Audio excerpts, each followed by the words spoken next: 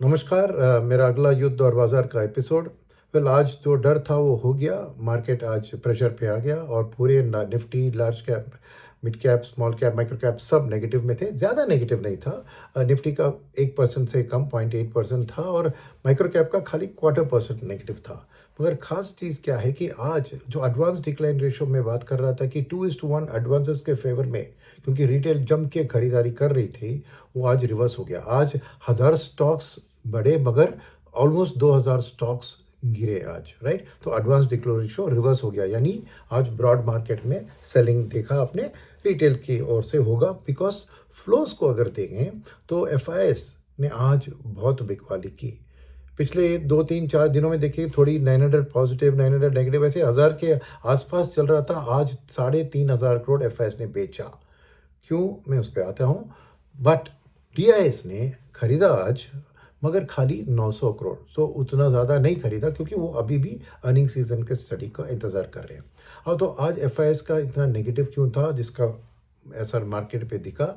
एक तो geopolitically turn for the worse, mister Trump की और ईरान की जो भी बातचीत हो रही थी, न्यूज़ में तो आप पढ़ रहे होंगे।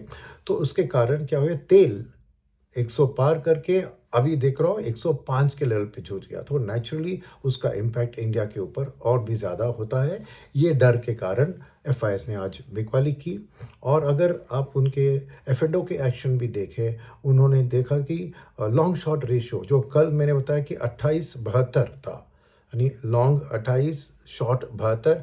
आज और भी लॉन्ग्स को गिराकर शॉर्ट को बढ़ा दिया 24-76, राइट। तो एक्साइज ने अपना शॉर्ट पोजीशन इंक्रीज किया है। सिमिलरली पुट कॉल रेशियो में देखें, कल 0.87 पे था, आज गिरकर 0.78, यानी मोर बैरिश होगी एफआईएस की आउटलुक।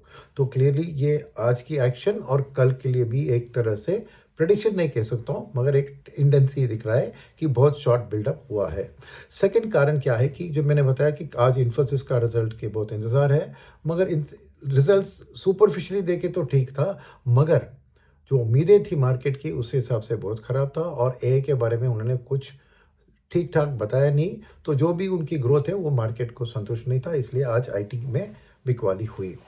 तो दूसरी और जो चीज़ हुई जो उसके कारण शायद एफआईएस बेच रहे थे, आज ये तेल की बढ़त के कारण आज रुपए को आरबीआई ने वीक होने दिया। उन्होंने उतना डिफेंड नहीं किया, तो रुपये 94 पार हो गई आज।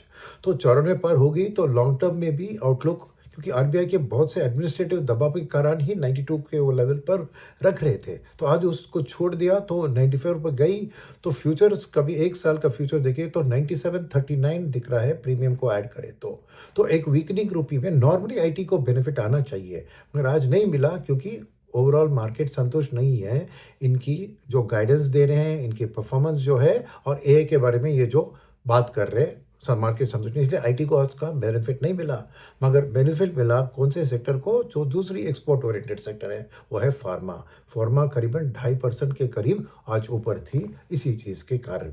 तो पीटा कौन सा, मैंने कहा कि एडवांस डिक्लाइन में नेचुरली आज रिटेल प्रॉफिट बुक कर रहे थे, तो इसीलिए देखा तो आपको पिटाई भी, जहाँ पर ज़्यादा रैली हुई पिछले दिनों में, रियल्टी में, कंज्यूमर ड्यूरेबल में, पीएसयू बैंक्स में, ऑटो में, यहाँ पे ऑलमोस्ट 2% का आज गिरावट आया, क्योंकि रिटेल जाके प्रॉफिट बुक कर रहे थे या जो भी चीज़ है।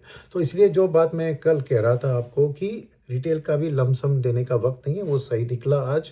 और जिन्होंने ट्रेडिंग के तौर पर 2 3 दिन पहले डालकर आज प्रॉफिट बुक किया तो ठीक है, मगर अगर लॉन्ग टर्म आप लमसम डाल रहे थे तो आज के दिन खराब था आपके लिए। तो इसलिए मेरी सलाह वही है, मैं बार बार दोहरा रहा हूँ कि स्टैगर्ड रखिए अपना अलोकेशन थोड़ी थोड़ी रकम से, और डाइवर्सिफाइड रखिए। देखिए हर दिन मैं सेक्टर की बात कर रहा हूँ, कौन सी सेक्टर ऊपर कौन सी नीचे हर दिन बदल रहा है। तो अब वो ये जियोपॉलिटिकल स्ट्राइफ के वक्त में आपको कोई सेक्टर कॉल बिल्कुल नहीं लेना है, डाइवर्सिफाइड ही रहना है, राइट। धन्यवाद। अगले एपिसोड कल मिलते हैं।